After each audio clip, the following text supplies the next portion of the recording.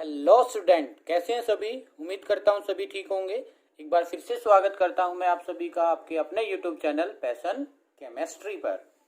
आज हम 12th class में कुछ इम्पोर्टेंट क्वेश्चन लेके आए हैं आपके लिए, जो कि एनसीईआरटी क्वेश्चन है। मैक्सिमम जो इसमें है आपके 5 क्वेश्चन होंगे, जिसमें से 3 to 4 एनसीईआरटी क्वेश्चन होंगे। लेकिन आपके एग्जाम पॉइंट ऑफ व्यू से जो बोर्ड लेता है सीबीएसई एचबीएसई, उसके पॉइंट ऑफ व्यू से ये क्वेश्चंस आपके लिए क्या है, बहुत ही ज़्यादा इम्पोर्टेंट है। ठीक है, तो इनका सॉल्यूशन आपको क्या है, हम आपको बताएंगे इनका सॉल्यूशन कैसे करेंगे। इनको अगर आपके एग्जाम में आते हैं तो हम इस टाइप के क्वेश्चंस को किस टाइप से अटेम्प्ट करें, कैसे थ्योरेटिकल पोर्शन लिखे, और सबसे पहले एक अप्रोच सिखाएंगे इस टाइप के क्वेश्चंस की। ठीक है, इन क्वेश्चन जो मैं क्वेश्चंस लेके आया हूँ इसकी अप्रोच सिखाएंगे आपको कि हम कैसे इनको सोल्व करें। क्लियर है।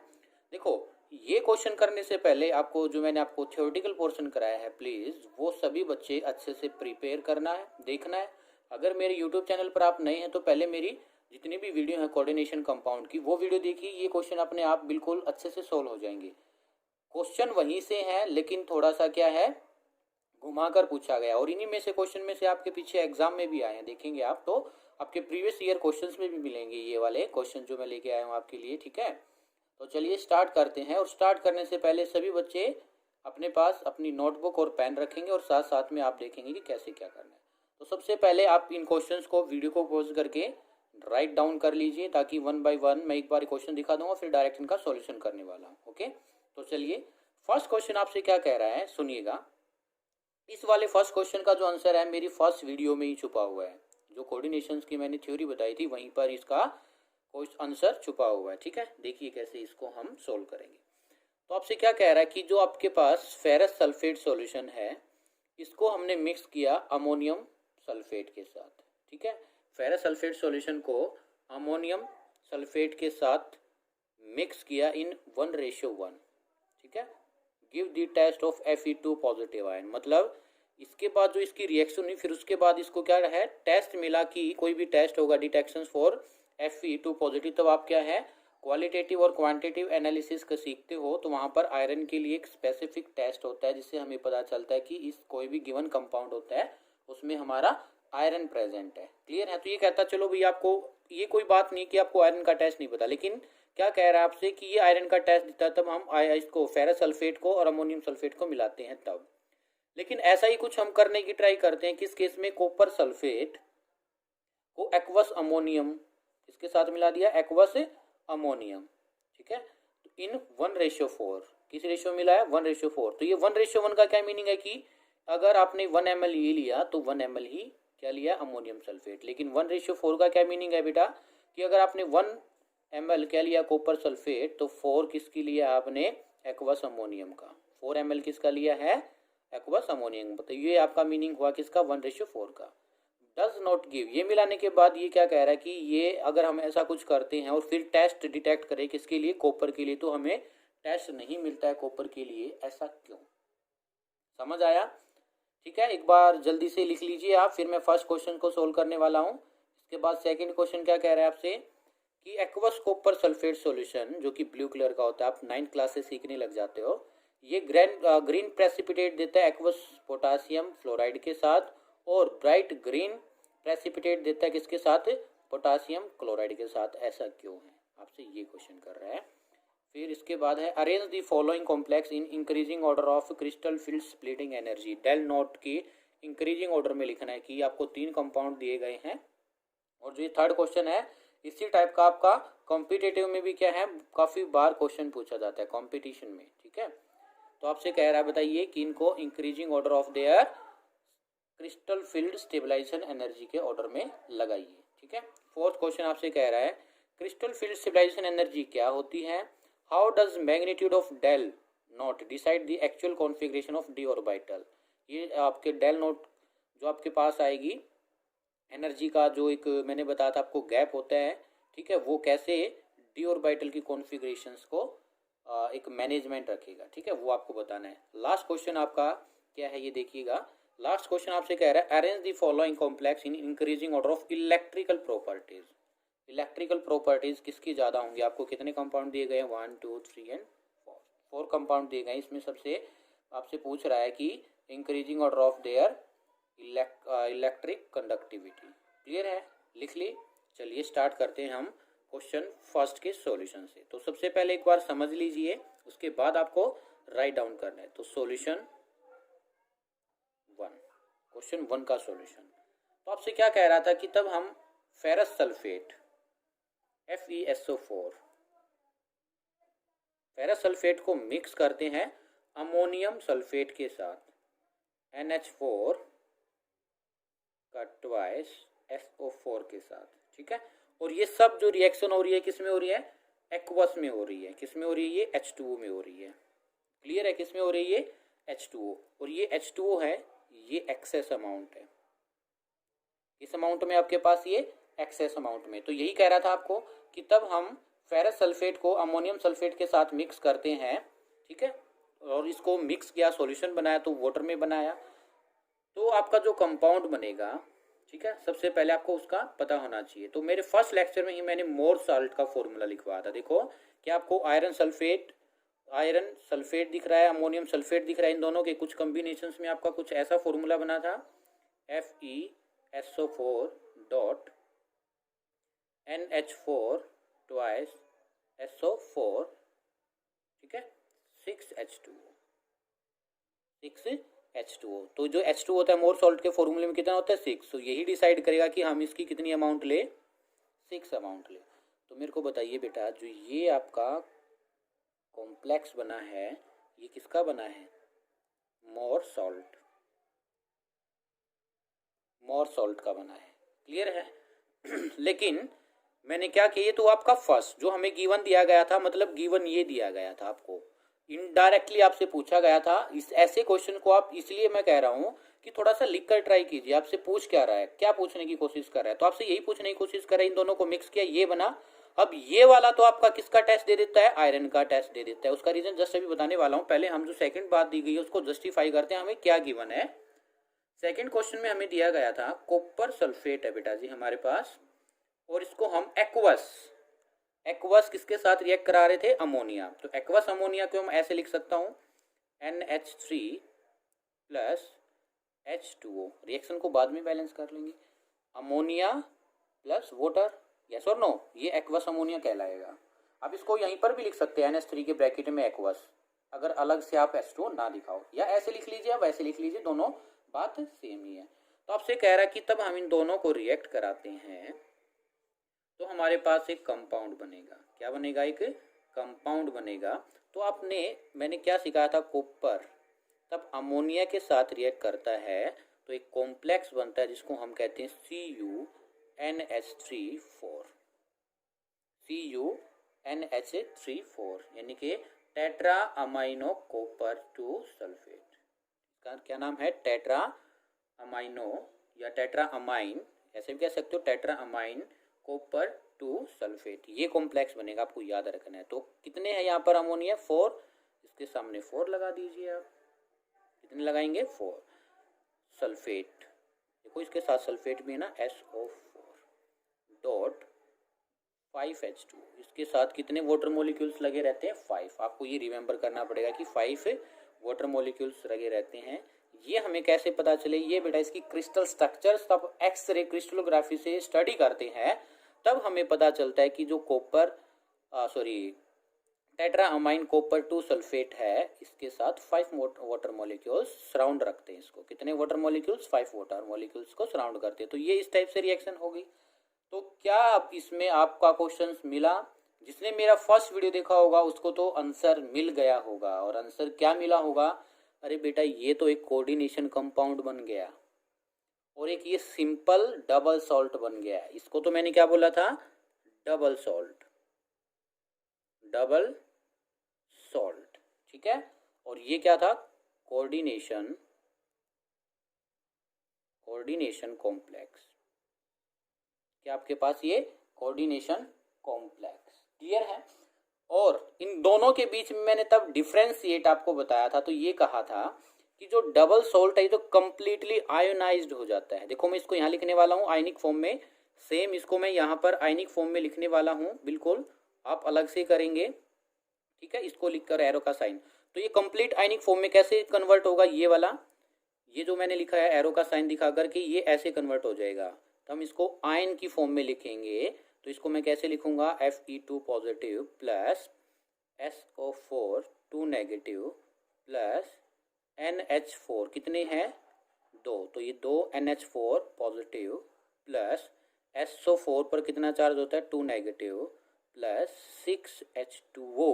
तो यही डबल सॉल्ट और कोऑर्डिनेशन कंपाउंड में डिफरेंस होता है कि जो डबल सॉल्ट होता है वो इसके कॉन्स्टिट्यूएंट जो आयन होते हैं जिसको इससे मिलकर वो बना है, कंप्लीटली उसमें क्या हो जाता है, ब्रेक हो जाता है। तो Fe2 पॉजिटिव, SO4 2 नेगेटिव, ये NH4 पर एक पॉजिटिव होता है, लेकिन है हमारे पास कितने ऊपर, देखिए 2, ठीक है। इस वजह से मैंने क्या लिखा, 2NH4 पॉजिटिव प्लस इसके साथ SO4 है, SO4 पर कितना चार्ज होता है, 2 नेगेटिव प्लस ये 6H2O।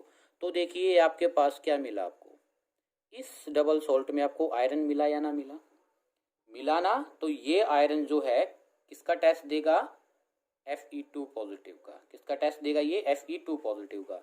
लेकिन अब मैं इस केस को एक्सप्लेन करूं, थोड़ा सा इसको ऐसे दिखाएंगे, ठीक है।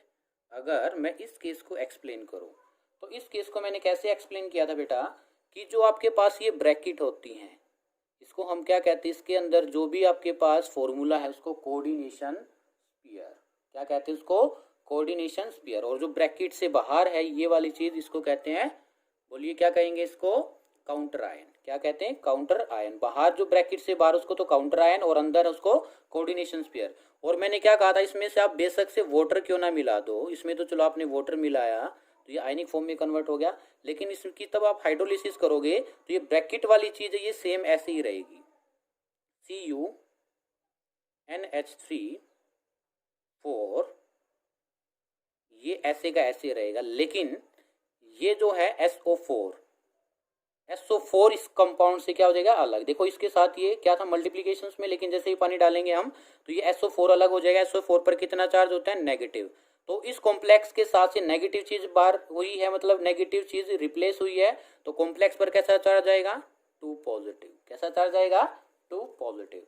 तो आपको प्लस साथ में कितने थे, 5H2O।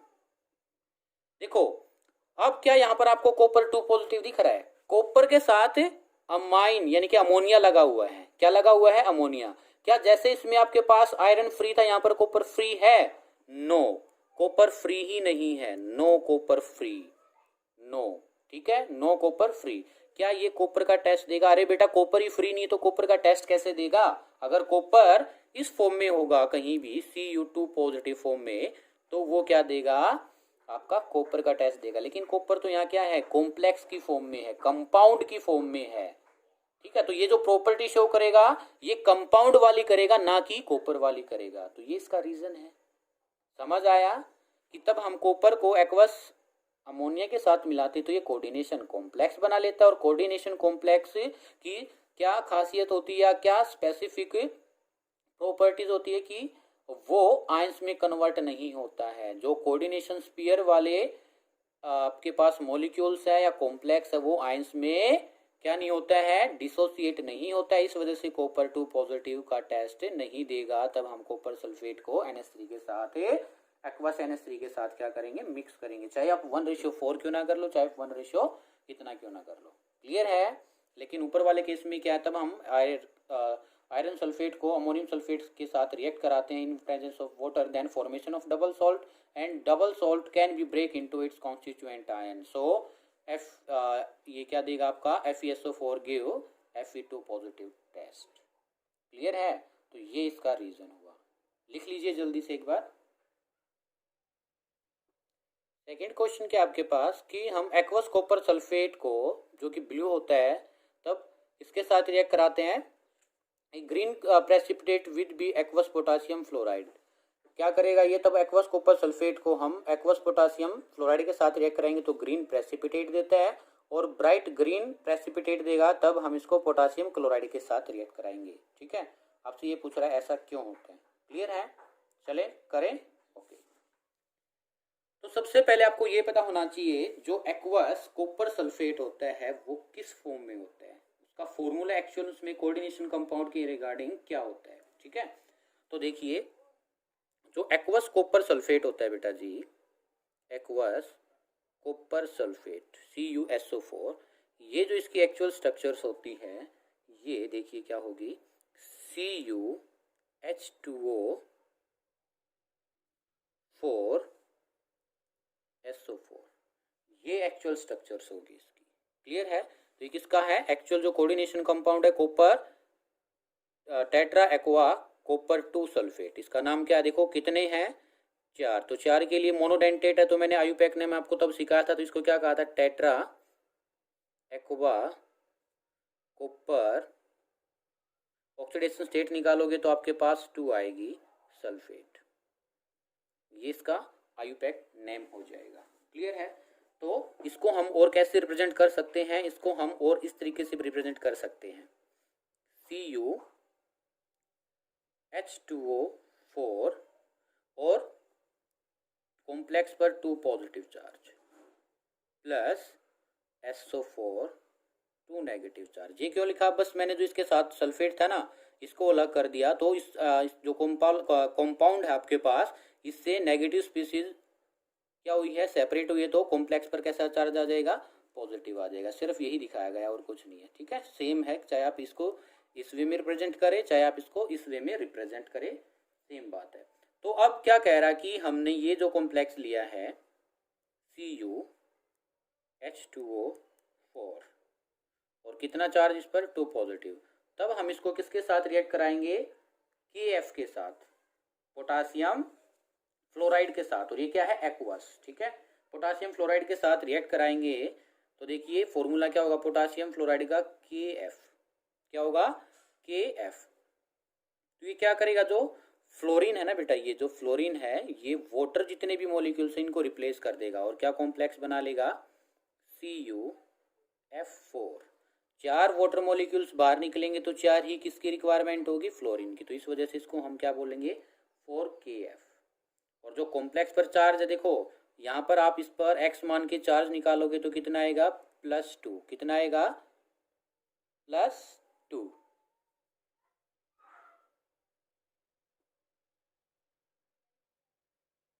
एक मिनट बेटा, कुछ गड़बड़ हो गई है। देखिए यहाँ पर 4 वाटर मॉलिक्यूल्स थे, इसी वजह से मैंने फ्लोरीन 4 लगाया है और इसको बैलेंस किया तो 4KF। क्लियर है? अब कॉम्प्लेक्स पर चार्ज क्या आएगा? बिल्कुल ध्यान से समझना चार्ज कैसे निकालेंगे। यहाँ से आपने ऑक्सीडेशन स्टेट निकाल ली होगी, एक्स करके निकाला होगा, तो कॉपर पर +2 चार्ज आएगा। यहाँ पर भी कॉपर पर कितना चार्ज रहना चाहिए? +2 रहना चाहिए। तो वो कैसे रहेगा? देखिए हमें पता है एक्स की वैल्यू निकालनी है। ओके, फ्लोरीन, एक फ्लोरीन पर -1 चार्ज होता है। क्लियर है हमारे पास कितने? 4 इज इक्वल टू, ये कितना आएगा? x -4। तो हम यहाँ पर इक्वल टू क्या वैल्यू पुट करें कि x की वैल्यू +2 आ जाए? तो यहाँ पर हम पता है आपको -2 पुट करेंगे, -2 पुट करेंगे तो ये माइनस का उधर जाके क्या हो जाएगा? प्लस का। तो ये 4 -2 तो आएगा, तो आपके पास x की वैल्यू कितनी आ जाएगी? +2। बस थोड़ा सा आपको ये चार्ज बिल्कुल ध्यान से लगाना है। क्लियर है? तो ये बना क्या? Tetra fluorido copper 2। ठीक है, टेट्रा फ्लोरिडो कॉपर 2, जो कि किस कलर का होता है? ये ग्रीन कलर का होता है। किस कलर का होता है? ये ग्रीन कलर का होता है, ग्रीन कलर। क्लियर है? ऐसे ही तब मैं किसके साथ? कॉपर जो एक्वा टेट्रा एक्वा कॉपर 2 है, इसको रिएक्ट कराऊंगा किसके साथ? आपको सेकंड पार्ट में पूछा गया था एक्वस पोटासियम क्लोराइड। किसके साथ है? Aqueous potassium chloride. तो ऐसे ही हम क्या करेंगे? एक्वस पोटासियम क्लोराइड क्या होगा? Formula KCl। इसके साथ रिएक्ट करेंगे तो ये क्लोरीन है जो यहाँ से क्या करेगा? लिगैंड है ना। देखो मेटल को क्यों नहीं कर सकते? ये भी मेटल है, ये भी मेटल है, पॉजिटिव पॉजिटिव क्या हो जाएगा? रिपल्सन। इसी वजह से जो नेगेटिव है, जो इसमें भी क्या था, ये नेगेटिव पार्ट ही क्या करेगा? रिप्लेस करेगा, क्योंकि नेगेटिव ही बिहेव करता है एज ए लिगैंड। किस तरीके का बिहेव करेगा? As a ligand. तो ये क्या करेगा? जो Cl है, यहाँ पर वाटर कितने थे? 4 के 4 वाटर को क्या कर देगा? रिप्लेस, और हमारे पास क्या आ जाएगा? कॉपर Cl और 2 नेगेटिव चार्ज, और इसका जो कलर होगा वो ब्राइट ग्रीन। और इस पर जो 2 नेगेटिव चार्ज मैंने रिप्रेजेंट किया है वो इसका रीजन ये रहा। क्लियर है? तो ये आपके पास सेकंड का आंसर है। ठीक है, चलिए थर्ड क्वेश्चन की तरफ। आप सबसे पहले इसको नोट डाउन कर लीजिए। ठीक है, नोट डाउन कर लीजिए कैसे क्या है। इसको आप अपनी लैंग्वेज में क्या कर सकते हो, एक्सप्लेन कर सकते हो। When aqueous copper sulfate react with potassium fluoride, then fluoride replace the water molecules and formed, इसका क्या नाम होगा, tetrafluorido copper 2 which is green colour. इस तरीके से आप इसको कर सकते हैं। ठीक है, बिल्कुल वन लाइन टू लाइन में एक्सप्लेन नहीं लिखवाने वाला, वीडियो ज़्यादा लंबी हो जाएगी। थर्ड क्वेश्चन आपसे कह रहा है arrange the following complex in increasing order of crystal field stabilisation energy. Crystal field stabilisation energy. ठीक है, चलें करें क्वेश्चन। तो इस क्वेश्चन के लिए आपको मेरा लेक्चर्स देखना होगा अच्छे से। क्रिस्टल फील्ड थ्योरी, कौन सा, क्रिस्टल फील्ड थ्योरी। तो देखिए वहां पर मैंने आपको स्टार्टिंग में क्रिस्टल फील्ड थ्योरी में मैंने आपको बता देता हूं मैं, एक मिनट क्या बताया था। क्रिस्टल फील्ड थ्योरी में मैंने ये बताया था, जो आपके पास डी ऑर्बिटल है, मेटल है, मेटल पर n पॉजिटिव होगा, और ये मैंने क्या बताया था, ये मेटल डी क्या होता है, डी ब्लॉक से होगा जनरली। किससे होगा, ये डी ब्लॉक से होगा। और जो लास्ट इलेक्ट्रॉन फिल होगा वो किस में होगा, डी सब सेल में होगा। यस और नो, इतनी बात क्लियर है सभी को।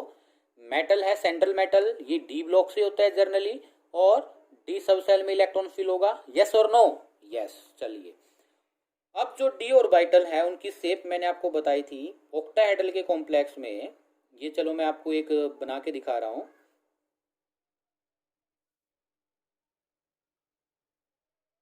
इस टाइप से मैंने कुछ शेप बताई थी। आप डीपली आप क्या है मेरे वीडियो देख सकते हैं जो मैंने CFT कराया था तब। तो ये अगर मैं एक्स एक्सिस कहूँ, ये वाई एक्सिस, तो इसको हम क्या कहेंगे, DXY ऑर्बिटल। क्या कहेंगे, DX ऑर्बिटल। और ये अगर हम केस करते हैं ऑक्टाहेड्रल, इसका केस करते हैं, बोलिए ऑक्टाहेड्रल का केस करते हैं। तो ऑक्टाहेड्रल के केस में जो लिगैंड अप्रोच करता है वो ऑन दी एक्सिस करता है। जो लिगैंड अप्रोच करेगा मेटल की तरफ वो ऑन दी एक्सिस अप्रोच करेगा। मतलब क्या हुआ, जो हमारे पास ये ऑर्बिटल होते हैं इस टाइप से, जिसकी स्ट्रक्चर ऑन दी एक्सिस होती है, जिनकी स्ट्रक्चर ऑन दी एक्सिस होती है, कौन से थे, कमेंट बॉक्स में मेंशन कीजिए मेरे को जल्दी से। इसका क्या नाम था, dx square minus Y square, और इसका क्या था, dz स्क्वायर। तो वो ऑर्बिटल, वो डी ऑर्बिटल जो कि ऑन दी एक्सिस प्रेजेंट होते हैं, उनकी एनर्जी हाई चली जाएगी। तो मैंने कुछ इसमें स्प्लिटिंग दिखाई थी कि पहले तो स्टार्टिंग में जो आपके पास 5 ऑर्बिटल होंगे, ये 5 ऑर्बिटल सेम एनर्जी के होते हैं, इसको हम डीजनरेट कहते हैं। लेकिन जैसे जैसे लिगैंड मूव करने लग जाएगा किसके पास, मेटल के पास, तो इनकी एनर्जी हाई हो जाएगी। बोलिए यस और नो, यस सर। फिर जैसे ही बॉन्डिंग करेगा लिगैंड मेटल के साथ, तो ये 2 पार्ट में स्प्लिट हो जाता है। एक को तो मैंने क्या कहा था, बोलिए, एक को तो कहा था बेटा जी T2Z, एक को कहा था EZ, और इसके बीच का जो गैप है इसको बेरी सेंटर बोला था,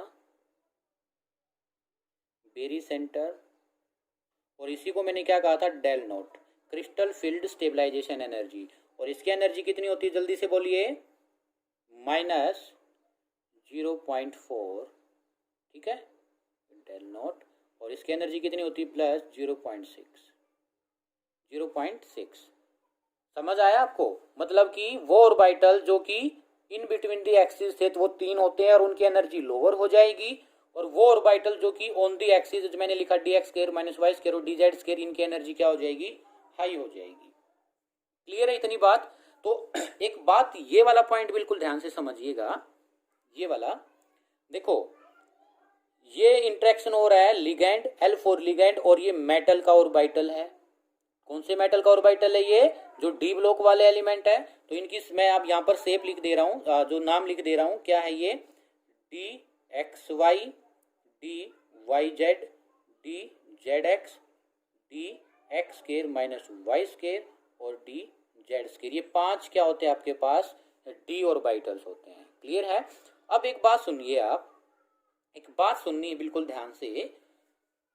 आपको किसी को पीटना है, ध्यान से समझना है मेरी बात को, ठीक है, थोड़ा सा सीरियस लेना है इस बात को। आपको किसी को पीटना है तो आप उसको कितनी अच्छे तरीके से पीटोगे, उसके लिए कंडीशन क्या होनी चाहिए कि आपको एक ये लगाना है कि बहुत जोर से मारना है मेरे को, किसी को भी, ठीक है। तो क्या सोचोगे आप कि मेरे पास वो बिल्कुल मेरे साथ लाए, पहले तो क्या है, मेरे पास आकर के खड़ा हो और फिर मैं उसको जोर से थप्पड़ लगाऊं, यस और नो। ऐसा तो है नहीं कि आप यहाँ खड़े हो और वो आपसे 2 फुट दूर या 3 फुट दूर या 4 फुट दूर की दूरी पर खड़ा है और आप उसको जोर से थप्पड़ लग, जोर से क्या लगा दो, उसको चाटा लगा दो, दैट इज पॉसिबल, नो। तो देखिए वही बात ये है कि जो ये ऑर्बिटल है पहले तो लिगैंड को अपनी तरफ अट्रैक्ट करेंगे, लिगैंड को अपनी तरफ क्या करेंगे, लिगैंड को अपनी तरफ अट्रैक्ट करेंगे। और जो लिगैंड मेटल की तरफ ज्यादा अट्रैक्ट होगा वो उतना ही अच्छे से क्या होगा, स्प्लिट हो जाएगा। फिर से सुनिए बेटा, ये मेटल है और ये क्या है, लिगैंड है, समझ रहे हो आप, ये मेटल है और ये लिगैंड है।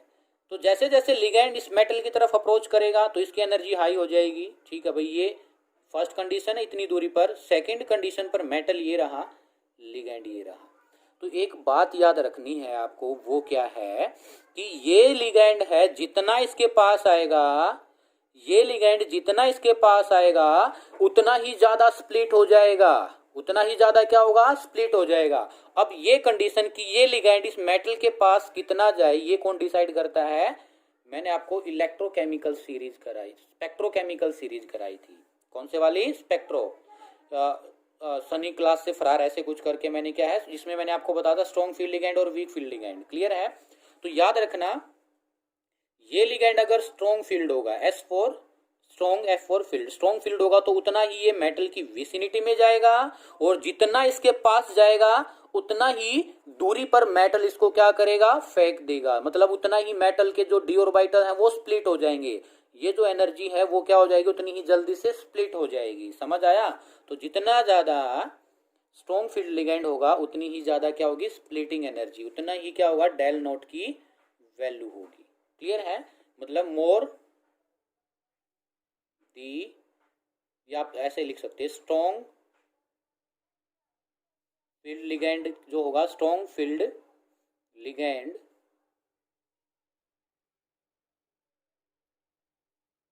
जितना ज्यादा स्ट्रॉन्ग फील्ड लिगैंड होगा उतनी ही ज्यादा डेल नॉट होगी, डेल नॉट उतनी ही क्या होगी, इंक्रीज। जितना वीक फील्ड लिगैंड होगा उतनी ही डेल नॉट क्या होगी, कम होगी, ये बात आप याद रख लीजिए। तो आइए फिर से हम एग्जांपल लेते हैं, अपनी मैच कीजिए, क्या जो सी एन है, क्या है आपका सी एन, मैंने बिल्कुल लास्ट में लिखा था और आपको बताया था सी एन बेटा स्ट्रॉन्ग फील्ड लिगैंड है, यस और नो। फिर सी एन के बाद कौन आएगा, अमोनिया, और सबसे लास्ट में मैंने बताया था जो क्या होते हैं, हेलोजन वाले, वो बिल्कुल वीक फील्ड होते हैं। तो इसका अरेंज क्या आ जाएगा, सबसे ज्यादा सेकंड वाले की क्या होगी, क्रिस्टल फील्ड स्टेबलाइजेशन एनर्जी पूछी गई ना आपसे, सबसे ज्यादा होगी सी एन वाले की, because C N is a strong field ligand, ठीक है। तो जितना ज्यादा स्ट्रॉन्ग फील्ड लिगैंड होगा उतनी ही ज्यादा क्या होगी, डेल नॉट वैल्यू। बहुत इंपॉर्टेंट क्वेश्चन है ये, काफी कंपटीशन में पूछा जाता है। तो सिर्फ आपको लिगैंड देखना, जितना ज्यादा लिगैंड स्ट्रॉन्ग होगा उतना ही ज्यादा क्या होगा, डेल नॉट वैल्यू होगा। एक तो ये फैक्टर होता है, और जितना ज्यादा चार्ज होगा किस पर, सेंट्रल मेटल पर। दो फैक्टर करते हैं किसको, एनर्जी को, एफेक्ट्स, एक तो चार्ज और एक लिगैंड। जितना ज्यादा चार्ज होगा उतनी ही ज्यादा डेल नॉट वैल्यू होगी। लिखो अभी, अभी के अभी लिखो अपनी नोटबुक में। और जितना ज्यादा स्ट्रॉन्ग फील्ड लिगैंड होगा उतनी ही ज्यादा क्या होगी, डेल नॉट वैल्यू। ये दो फैक्टर आपके क्या है, बहुत ही इंपॉर्टेंट है, क्लियर है। तो इसको अरेंज कर दे रहा हूं मैं सिर्फ ऐसे लिखूंगा, सबसे ज्यादा किसकी होगी, सेकंड कॉम्प्लेक्स की, फिर थर्ड वाले की होगी, उसके बाद फर्स्ट वाले की होगी। तो ये अरेंजमेंट हो जाएगी आपका करेक्ट आंसर, ठीक है, फॉर दिस क्वेश्चन। चलिए ठीक है, हो गया, वेरी गुड, लिख लीजिए ये वाली बातें। इससे जो नेक्स्ट क्वेश्चन है, what is the crystal field stabilisation energy, ये वाला क्वेश्चन भी इसी से डायग्राम से रिलेटेड है। What is the crystal field stabilisation energy, how does magnitude of del nought decide the actual configuration of D orbital in a coordination entity, ठीक है। करें इसको सोल्व, चलिए देखो बेटा, इस क्वेश्चन को सोल्व करने के लिए फिर से यही बात मैंने आपको एक्सप्लेन की है, ठीक है। तो क्या कहता है ये कि what is the crystal field stabilisation energy, the energy gap between T2G and EG is called crystal field stabilisation energy, इसको हम क्या कहते हैं, crystal field stabilisation energy. An energy gap between the two set of orbital which is called T2G and EG is called crystal field stabilisation energy. लिखिए, आप video को pause करके जो मैं लैंग्वेज बोल रहा हूँ उसको लिख लीजिए। तो फर्स्ट क्वेश्चन तो हो गया कि आपकी क्रिस्टल फील्ड स्टेबलाइजेशन एनर्जी क्या होती है। Energy gap between two set of A orbital, और कौन से orbital, D orbital is called, और ये डी ऑर्बिटल के ब्रैकेट में आप लिख सकते हो T2G orbital and EG orbital is called crystal field stabilisation energy. ठीक है, अब मेरे को एक बात बताइए, मैंने तब CFT आपको पढ़ाया, वहां पर एक बात लिखवाई थी, इफ दी पेयरिंग एनर्जी, आपके पास P for pairing energy is greater than del nought और pairing energy is less than del nought, ये बताइए, ये दो कंडीशन मैंने आपको बताई थी या नहीं बताई थी, आपको कहोगे सर बताई थी। इसमें मैंने आपको क्या बताया था, इस वाली कंडीशन में मैंने क्या बताया था बेटा, अगर पेयरिंग एनर्जी ज़्यादा है, अगर पेयरिंग एनर्जी ज़्यादा है किससे, डेल नॉट से, मतलब जो ये गैप वाली एनर्जी है ये तो कम है, और पेयरिंग एनर्जी ज़्यादा है, मतलब पेयर इलेक्ट्रॉन नहीं हो पा रहा है, पेयर इलेक्ट्रॉन नहीं हो पाएगा तो क्या होगा, पेयरिंग एनर्जी का मतलब क्या है, ज़्यादा होने का। देखिए सुनिए आप बिल्कुल ध्यान से, ये ऐसे इलेक्ट्रॉन आ गए 1 2 3 3 इलेक्ट्रॉन आ गए, फोर्थ वाला इलेक्ट्रॉन नीचे वाले यानी कि T2G में फिल करना है या EG में फिल करना है, वो किस पर डिपेंड करेगा, पेयरिंग एनर्जी पर। अगर पेयरिंग एनर्जी ज़्यादा होगी बेटा तो इलेक्ट्रॉन नीचे ही फिल हो जाएगा, नीचे ही क्या हो जाएगा, फिल हो जाएगा। क्लियर है, सॉरी मैं उल्टा कह गया थोड़ा सा। अगर पेयरिंग एनर्जी क्या है, ज़्यादा है, पेयरिंग एनर्जी ज़्यादा होने का मतलब क्या है कि वो पेयर होने से मना कर रही है, तो आपका जो फोर्थ इलेक्ट्रॉन है, देखो थर्ड इलेक्ट्रॉन में से कोई कंपटीशन नहीं है, 1 2 3 फोर्थ इलेक्ट्रॉन पर कंपटीशन चलता है, वहीं पर भी मैंने बताया था, अगर पेयरिंग एनर्जी ज़्यादा होगी मतलब पेयर होने से मना करेगी, तो जो आपका फोर्थ इलेक्ट्रॉन है वो किस में जाएगा, EG ऑर्बिटल में जाएगा, किस में जाएगा, EG ऑर्बिटल में जाएगा। ठीक है, अगर पेयरिंग एनर्जी लेस देन है डेल नॉट से, पेयरिंग एनर्जी क्या है, डेल नॉट से कम है, ठीक है, तो क्या होगा, जो फोर्थ इलेक्ट्रॉन आएगा वो यहाँ पर पेयर कर लेगा, क्या कर लेगा, वो पेयर कर लेगा, मतलब इनका एनर्जी गैप इतना ज़्यादा है कि फोर्थ इलेक्ट्रॉन ऊपर जा ही नहीं पाएगा, क्योंकि एनर्जी क्या है, ज़्यादा है ना। और एक बात देखिए बेटा, ये दो एनर्जी था, इन दोनों का क्या था, जो बीच का एनर्जी डिफरेंस था उसको मैंने क्या बोला, डेल नॉट, और ये एनर्जी इतनी ज़्यादा हो गई कि जो फोर्थ वाला इलेक्ट्रॉन ऊपर जा ही नहीं पाएगा, तो ऊपर नहीं जा पाएगा तो यहाँ पर क्या कर लेगा, पेयर, तो ये वाली कंडीशन हो जाएगी। अगर डेल नॉट आपकी ज़्यादा है तो फोर्थ इलेक्ट्रॉन T2G में आएगा, अगर पेयरिंग एनर्जी ज़्यादा है डेल नॉट से तो फोर्थ इलेक्ट्रॉन किस में आएगा, EG में। अब भी लिखो, ठीक है, थोड़ा सा पजलिंग रहता है लेकिन आपको पजल नहीं होना है, ठीक है, आपको सिर्फ ये याद रखना है, इस तरीके से ट्रिक भी बना सकते हो, पेयरिंग एनर्जी ज़्यादा होना, ज़्यादा होने का मतलब क्या है कि भाई यहाँ से पेयर नहीं हो पाएगा, मतलब इसके पास इतनी एनर्जी है कि ये इस बैरियर को क्या हो जाएगा, क्रॉस करके ऊपर पहुंच जाएगा, तो पेयरिंग एनर्जी ज़्यादा होगी तो फोर्थ इलेक्ट्रॉन ऊपर वाले में आएगा, तो ये इसका रीजन लिख सकते हो। तो नेक्स्ट क्या क्या है, एक तो आपको क्रिस्टल फील्ड स्टेबलाइजेशन एनर्जी बता दी मैंने, और डी ऑर्बिटल की जो आपकी क्या है, इलेक्ट्रॉनिक कॉन्फ़िगरेशन किस पर डिपेंड करेगी, इन दो फैक्टर पर करेगी। If the pairing energy is greater than the del nought then fourth electron goes to the EG orbital, if del knot value is greater than the pairing energy then fourth electron remain in the T2G orbitals। इस तरीके से आप लिख सकते हैं। Okay, जो last question है वो देखिए, लास्ट क्वेश्चन आपसे पूछा जा रहा है, ये रहा, arrange the following complex in increasing out of electrical conductivity, ये भी आपका वर्नर थ्योरी से है। देखो वर्नर थ्योरी में सिर्फ आपने थ्योरी में पढ़ा था primary valency, secondary valency and so on, इस तरीके से। प्राइमरी वैलेंसी क्या होती है, नॉन डायरेक्शनल होती है, सेकेंडरी वैलेंसी डायरेक्शनल होती है, इस तरीके से आपने कुछ पढ़ा था, चार्ज क्या है कॉम्प्लेक्स पर, इस तरीके से आपने क्या किया था, वर्नर थ्योरी। लेकिन ये देखिए इलेक्ट्रिकल कंडक्टिविटी किस पर डिपेंड करेगी, पहले ये चारों फॉर्मूले अपनी नोटबुक में लिखिए, लिख लिया, और सिर्फ आप ध्यान से देखिए, फर्स्ट वाला कॉम्प्लेक्स है, क्या इसके बाहर कुछ Cl है, कोई Cl नहीं है, इसमें एक Cl है, अंडरलाइन कर लेना, इसमें कितने हैं, 3 Cl हैं, और इसमें कितने हैं, 2 Cl हैं, इसमें 0 Cl है, मतलब कुछ है ही नहीं। क्लियर है, तो अब मैं जो डायरेक्ट लिखने वाला हूं मैं 0 1 2 3 ऐसे ही करके मेंशन करूंगा। ओके, क्लियर है। एक कॉम्प्लेक्स को आपको मैं, जैसे मैं इसको लूंगा अभी, और इससे लेकर के मैं बताऊंगा कितने आयंस बनेंगे, फिर आप अंडरस्टूड कर लेना, ठीक है। चलिए, तो देखिए जो आपका जिसमें 3Cl बाहर है उस कॉम्प्लेक्स में क्या हो रहा है, उस कॉम्प्लेक्स में कुछ ऐसे आपको बताया गया है, CO NH3 6Cl3। अगर हम इसको क्या करें, आयनाइज्ड यानी कि इसकी हम हाइड्रोलिसिस करें, क्या करें इसकी हम हाइड्रोलिसिस करें, तो क्या मैं इसको ऐसे लिख सकता हूं, CO NH3 3 positive charge plus 3Cl negative, मतलब 3Cl नेगेटिव गए तो कॉम्प्लेक्स पर क्या चार्ज आएगा, 3 पॉजिटिव आएगा, यस और नो। ऐसे ही जो अदर कंपाउंड होंगे, मैं डायरेक्ट अभी Cl वाली बात लिखना चाह रहा हूं, यहां पर 2 Cl बाहर थे तो कितने Cl आएंगे, 2 Cl बाहर आएंगे।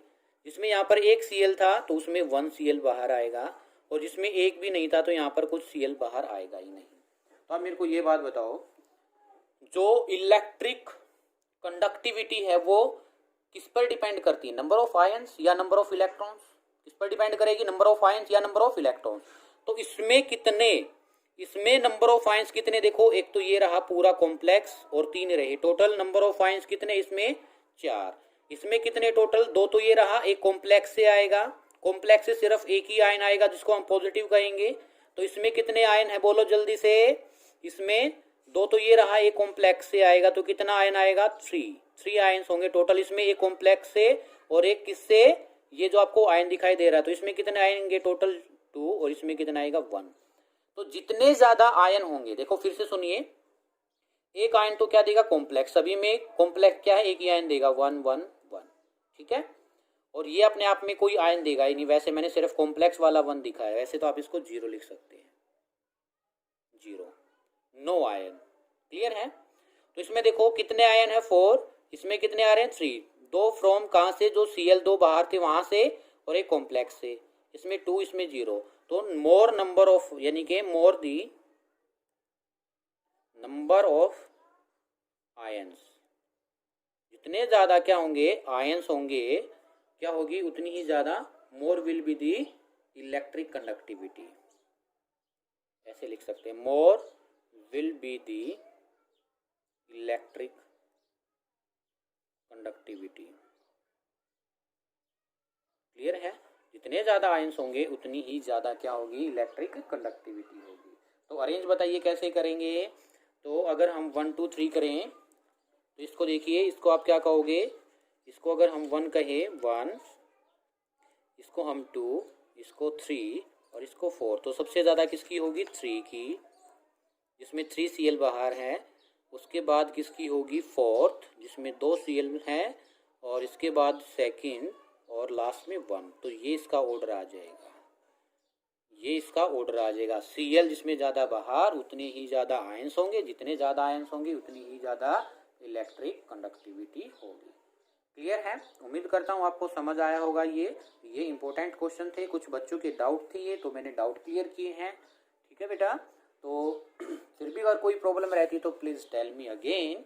अगर किसी पॉइंट में आपको कुछ प्रॉब्लम है तो आप मेरे को बता दीजिए, कमेंट बॉक्स में आप प्रॉब्लम अच्छे से मेंशन किया करो, या आप जो है वीडियो का ड्यूरेशन जो है आपका टाइम मेंशन कर लो कि सर 19 मिनट 38 सेकंड से लेकर के 22 मिनट 45 सेकंड तक, कितनी वो आपने जो बोला है वो हमें समझ नहीं आया, तो मैं आपको उसको अच्छे से एक्सप्लेन कर दूंगा, ठीक है। तो अगर आपको ये वीडियो पसंद आए तो प्लीज़ बेटा एक अच्छा सा कमेंट ज़रूर मेंशन करना है कि सर हमें वीडियो कैसा लगा।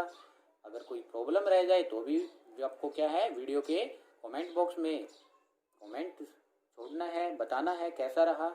अगर आप मेरे चैनल पर नए हैं तो प्लीज़ चैनल को सब्सक्राइब करना, ऐसे ही इंटरेस्टिंग वीडियो आपको मिलती रहेंगी, ठीक है। मिलते हैं जल्द ही, तब तक के लिए thank you, bye bye, see you.